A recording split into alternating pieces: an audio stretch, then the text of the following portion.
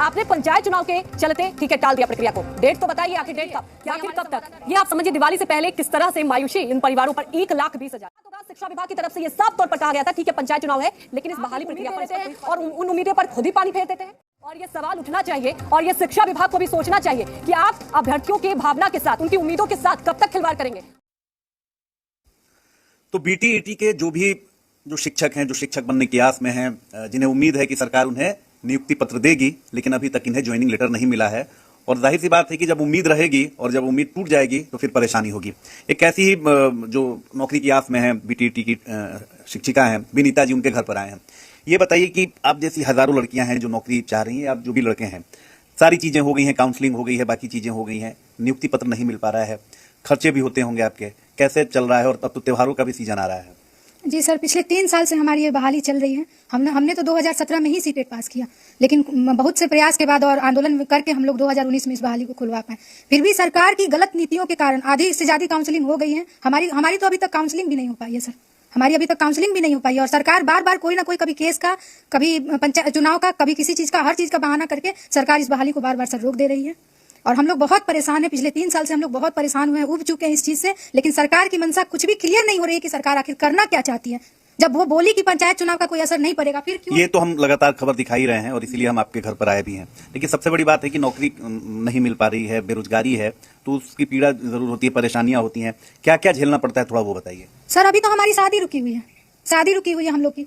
दूसरी बात, मेरे फादर की रिटायरमेंट हो चुकी है सर। घर में भाई भी अभी स्टेबल नहीं है, वो भी नहीं कर पा, अभी जॉब में नहीं है।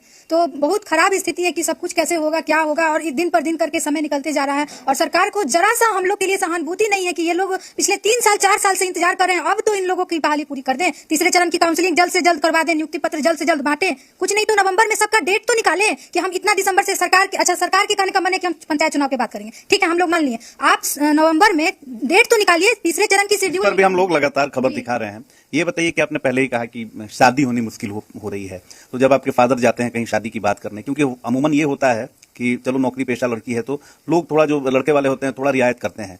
क्या क्या बात सुनने को मिलती है फिर जब आके बताते हैं आपके पिताजी, तो क्या लगता है उस समय? जैसे जाते हैं कहीं भी तो बोलते हैं कि हमारी लड़की को जॉब होने वाली है, तो उन लोगों का कहना है जॉब हुई तो नहीं है, होने वाली से क्या है। सरकार की नीति क्या कोई नहीं जानता है? हर कोई इस चीज से वाकिफ है। इसीलिए सरकार जब तक हम लोग को स्कूल में भेज नहीं देती है, चाहे वो चयनित है या अचयनित है, कोई सेफ नहीं है और कोई शांति से नहीं है। सबका मन बहुत विचलित है सर, और हर कोई सरकार से गुहार लगा रहा है। और हमारा भी रिक्वेस्ट है कि जल्द से जल्द 3rd चरण की काउंसलिंग करवाए दिसंबर में, और उसके बाद एक डेट फिक्स करे जल्द से जल्द। नवंबर में काउंसलिंग का भी डेट निकाले और नियुक्ति पत्र कब देंगे इसका भी डेट। जी हाँ, तो आपने सुना, खास बातचीत की हमारी टीम ने, क्योंकि खबर इतनी महत्वपूर्ण है और जी बिहार झारखंड की पूरी कोशिश रहती है कि जनता से जुड़ा हुआ जो महत्वपूर्ण मुद्दा है उसे हम हकीकत से रूबरू कराएं। और आपको बता दें, यही सवाल उठा रहे हैं अभ्यर्थी कि ठीक है आपने पंचायत चुनाव के चलते ठीक है टाल दिया प्रक्रिया को। डेट तो बताइए, आखिर डेट कब? वहीं हमारे संवाददाता रितेश हमारे साथ पटना से लाइव जुड़ चुके हैं। रितेश, आपने अभ्यर्थियों से बात की, वाकई सुनकर एक सवाल तो उठता है ना मन में। प्रक्रिया बार बार आप देख रहे हैं, कभी कोरोना, कभी किसी और वजह, अब पंचायत चुनाव के मद्देनजर रोक लगा दी गई, लेकिन डेट तो बता दिया जाता कि आखिर कब नियोजन की प्रक्रिया होगी। आप समझिए लंबा इंतजार, इसके बाद कितनी मायूसी देखने को मिल रही है। अब बिल्कुल सही कहा अंजलि आपने कि कम से कम समय ही बता देते, तारीख ही बता देते, क्योंकि आप सोचिए कि कितना लंबा समय है। लगभग 4.5 साल से ज्यादा का समय हो गया जब पहली बार शिक्षक नियोजन के लिए वैकेंसी निकलता है 94,000 सीटों के लिए। उसके बाद धीरे धीरे प्रक्रिया शुरू होती है। 2019 में इसकी प्रक्रिया शुरू होती है, 38,000 लोगों की काउंसलिंग की जाती है। काउंसलिंग के बाद इन 38,000 लोगों को कम से कम ये उम्मीद जगती है कि चलो अब तो नौकरी मिल जाएगी, बेरोजगारी का जो दंश झेल रहे थे अब उससे निजात मिलेगी, मुक्ति मिलेगी। लेकिन देखिए कि किस तरीके से आश्वासन दिया गया। कुछ ही दिन पहले आश्वासन दिया गया कि दीपावली से पहले तो आप लोगों को नौकरी दी जाएगी और आपके घर की जो दीपावली होगी, जो शिक्षक हैं उनके घर की जो दीपावली होगी, वो बेहद जानदार होगी, शानदार होगी। लेकिन सिर्फ हवाई बातें हैं। शिक्षा मंत्री आश्वासन देते हैं, वादा खिलाफी करते हैं। दूसरी बात अगर करें तो पंचायत चुनाव को लेकर भी जब ये सवाल उठाया, जो अभ्यर्थी हैं उन्होंने सवाल उठाया, पहले ही उनके मन में आशंका थी, लेकिन कहा गया कि नहीं, पंचायत चुनाव से कोई फर्क नहीं पड़ेगा। लेकिन कुछ ही दिन बाद जो शिक्षा विभाग है वो अपनी जो कथनी है और उसकी जो करनी है उसमें फर्क आ जाता है और कहा जाता है कि पंचायत चुनाव के बाद जो है वो नियोजन किया जाएगा। अब सवाल जो है अभ्यर्थियों की तरफ से ये है कि जब आपने कहा कि दीपावली तक आपकी सारी जो डिमांड है वो पूरी हो जाएगी, आपको नौकरी मिल जाएगी, तो आने वाले समय में एमएलसी का चुनाव है, फिर आप उसका हवाला देंगे। अगले साल अगर बात करें तो नगर निकाय का चुनाव है, आप उसका हवाला देंगे। तो फिर तो ये जो नौकरी की बात हो रही थी कि अभी आपको नौकरी मिल जाएगी, तो हो सकता है कि 2022 में भी ना मिले और 2023 में भी ये नौकरी नहीं मिले। तो 5 साल एक अदद नौकरी के लिए अगर अभ्यर्थी इंतजार करेंगे तो जाहिर सी बात है कि उनके मन में संशय होगा, उनके मन में चिंता अदा होगी? बहुत अहम सवाल उठाया रितेश आपने। सवाल यही है कि आखिर कब तक, ये आप समझिए दिवाली से पहले किस तरह से मायूसी इन परिवारों पर 1,20,000। और सवाल ये रह जाता है कि देखिए आगे वाकई आप कुछ भी और भी रीजन दे सकते हैं, क्योंकि अभी तक लगातार आप देख ही रहे तमाम वो वजहें बताई जाती है, ठीक है, इसकी वजह से। और आपको याद होगा शिक्षा विभाग की तरफ से ये साफ तौर पर कहा गया था, ठीक है पंचायत चुनाव है लेकिन इस बहाली प्रक्रिया पर इस पर कोई फर्क नहीं होगा। अब ऐलान कर दिया जाता है और डेट भी नहीं बताई जाती। तो क्या वाकई लगता है जो सवाल उठ रहे हैं मनसा पर सवाल उठेंगे? और आपको नहीं लगता कि आखिर लोगों की भावनाओं के साथ भी हम कह सकते हैं कि खिलवाड़ हो रहा है? क्योंकि रोजगार की बात की जाए एक बहुत बड़ा मुद्दा रहता है, बेरोजगारी के मुद्दे को लेकर बात तो होती है, आप एक उम्मीद दे देते हैं और उन उम्मीदों पर खुद ही पानी फेर देते हैं। बिल्कुल सही कहा अंजलि आपने। आप सोचिए कि किसी को नौकरी की उम्मीद दी जाती है कि आपकी काउंसलिंग में जो है आप पास हो गए हैं। आप हमारे साथ बने रहिए। हमारे साथ अश्विनी पांडे जुड़ चुके हैं जो कि प्रवक्ता हैं, और आपका स्वागत है सबसे पहले अश्विनी पांडे जी, और फोन लाइन से जुड़ चुके हैं अश्विनी जी। लेकिन आपसे यही पहला सवाल पूछेंगे। देखिए वाकई सवाल गंभीर है क्योंकि इंतजार लंबा है, और अब भी ये बताया गया कि पंचायत चुनाव की बात सामने आई है कि पंचायत चुनाव के चलते रोक लगा दी गई। तो क्या आप समझे कि क्या लगातार ऐसी कोई ना कोई वजह बताई जा रही है? क्या कहेंगे आप इस फैसले के बाद से? जी, तो हमारा संपर्क टूट गया। लेकिन देखिए महत्वपूर्ण मुद्दा यही, और रितेश के साथ हम चर्चा कर रहे थे और सवाल यही उठा रहे थे कि कब तक उम्मीद, आप उम्मीद देते हैं और उसके बाद ऐसी उम्मीदों पर पानी फेर देते हैं। तमाम सरकारी ऐसी नौकरियां हम अगर आपको बताएं, अगर लिस्ट गिना दी जाए तो लिस्ट कम पड़ जाएगी, क्योंकि आप समझिए नई नौकरी तो दूर की बात है, जो पहले से प्रक्रिया होनी थी उस पर भी बार बार डिले होता है। लेकिन अहम सवाल यही उठता है कि आखिर कब तक, और इसे लेकर कब तक अभ्यर्थी इंतजार करेंगे। रितेश हमारे साथ जुड़े हुए थे। रितेश आपका भी शुक्रिया। तो 22 अक्टूबर को ही शिक्षा विभाग ने अधिसूचना जारी कर दी है। और देखिए अश्विनी पांडे जी हमारे साथ जुड़ चुके हैं। अश्विनी पांडे जी बहुत बहुत स्वागत जी बिहार झारखंड पर। अश्विनी पांडे जी, ये महत्वपूर्ण सवाल देखिए फिर से एक वजह बता दी गई है। पहले तो कहा गया था कि पंचायत चुनाव ये वजह नहीं होगी, इसमें कोई भी प्रक्रिया में डिले नहीं होगा। क्या कहेंगे आप?